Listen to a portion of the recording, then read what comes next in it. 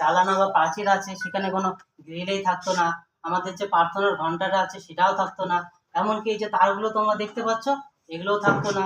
তারপর আমাদের mid day মিলের হাঁড়ি থেকে শুরু করে থালা বাসনপত্র ইত্যাদি যদি কিছুই না থাকতো তাহলে কেমন হতো বলো তো?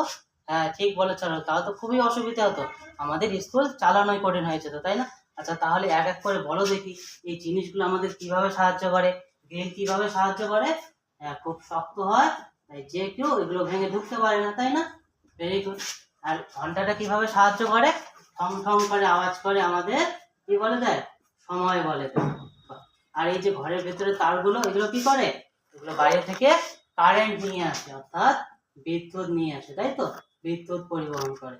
আর আমাদের মিড ডে মিলের যে হাঁড়ি তারপর কড়াই এগুলো কি করে? এগুলো আগুনে দিলে খুব তাড়াতাড়ি গরম হয়ে যায় আর আমাদের কি হয়? রান্না করতে সুবিধা হয়, তাই না? আচ্ছা যদি এসব জিনিসের বদলে কোনো কাঠ বা কোনো মাটির জিনিস থাকতো তাহলে কি আমরা এরকম সুবিধা পেতাম? পেতাম না। এই যে এই জিনিসগুলোর কত সুন্দর সুন্দর গুণ, কত সুন্দর সুন্দর বৈশিষ্ট্য রয়েছে, তাই না? এই সুন্দর সুন্দর বৈশিষ্ট্যযুক্ত এই জিনিসগুলোর না একটা আলাদা নাম রয়েছে। এদের আমরা কি বলবো জানো?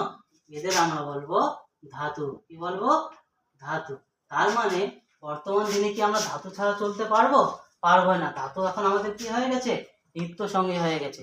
কিন্তু এই ধাতু কিন্তু একবারে আসেনি, এই ধাতু আসার পিছনে না একটা সুন্দর গল্প আছে, শুনবে তোমরা? আচ্ছা আমরা গতকাল না কিসের গল্প করেছিলাম? পাথরের গল্প করেছিলাম, তাই তো? আমরা দেখেছিলাম মানুষ পাথর দিয়ে কিভাবে আগুন আবিষ্কার করলো, তারপরে পাথর দিয়ে কিভাবে যন্ত্রপাতি বাসনপত্র আবিষ্কার করলো, তাই না? অর্থাৎ পাথর মানুষকে অনেকভাবে সাহায্য করেছিল। তাই মানুষও কিন্তু পাথরকে ভুললো না, অর্থাৎ তারা আরো ভালো ভালো পাথরের খোঁজে বেরিয়ে পড়লো। এরকমই একদিন খুঁজতে খুঁজতে একটু অন্য ধরনের এরকম একটু সবুজ রঙের পাথর পেল। আচ্ছা এই পাথর দিয়ে তারা কি করবে? সেই আগের মতো আগুনে পিটিয়ে যন্ত্রপাতি বাসনপত্র তৈরি করবে। কিন্তু এই পাথরকে যখন তারা আগুনে দিয়ে পেটালো তখন এর রং কি হয়ে গেল জানো? লালচে বাদামি রঙের হয়ে গেল। শুধু তাই না, এর পাশাপাশি এই পাথরটাকে যখন পেটাচ্ছিল তখন এই পাথরটা ঠং ঠং করে আওয়াজ করছিল, তাড়াতাড়ি গরম হয়ে যাচ্ছিল। আচ্ছা তার মানে এটা কি পাথর ছিল? এরকম বৈশিষ্ট্য আমরা কাদের দেখতে পাই? ধাতুর দেখতে পাই। আসলে এটাই ছিল মানুষের অজান্তে আবিষ্কার করা প্রথম ধাতু, তামা। কেমন? আচ্ছা তোমরা এই তামার তৈরি একটু লালচে বাদামি রঙের হয় এরকম দুটো জিনিসের উদাহরণ দাও দেখি। ঠিক বলেছ রাজু, এই যে আমাদের তার রয়েছে তার উপরটা হয়তো প্লাস্টিকের কিন্তু মধ্যে কি রয়েছে?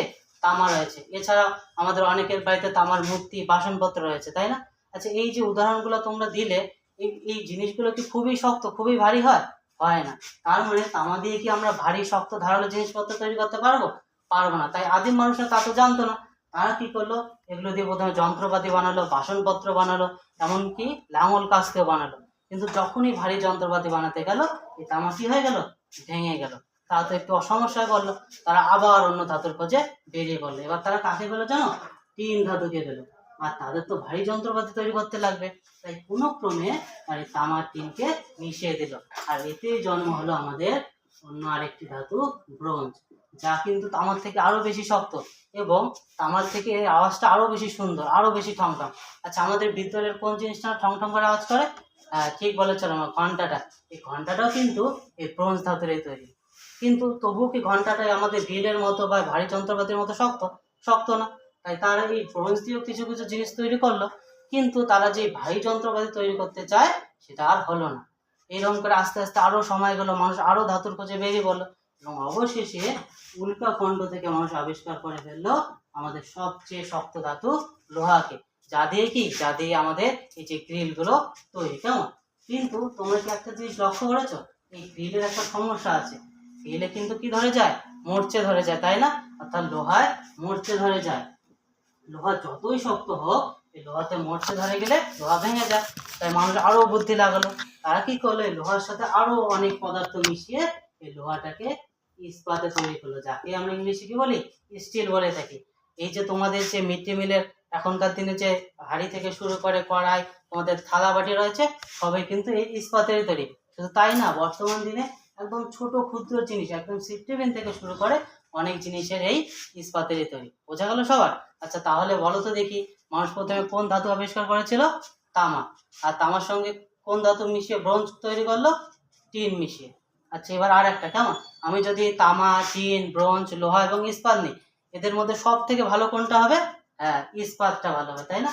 আচ্ছা এবার আমি কিছু কোশ্চেন দিচ্ছি, কেমন? তোমরা কি করবে, এই শূন্যস্থানগুলো করার চেষ্টা করবে এবং তার পাশাপাশি সবচেয়ে শক্তিশালী ধাতু, তার পাশাপাশি কি করবে, আজকে যে আমরা এই তামা, টিন, ব্রোঞ্জ, ইস্পাত এই জিনিসগুলো দিয়ে বিভিন্ন উদাহরণ দেখলাম, তাই না? আজকে আমরা যেগুলো উদাহরণ বলি নাই, তোমরা কি করবে, বাড়ির আশেপাশে সেই সব জিনিস দেখে লিখে নিয়ে আসার চেষ্টা করবে। কেমন? আজকে এখানেই থাক, এরপরের দিন আমরা আরো অন্য ধাতু সম্পর্কে আলোচনা করবো।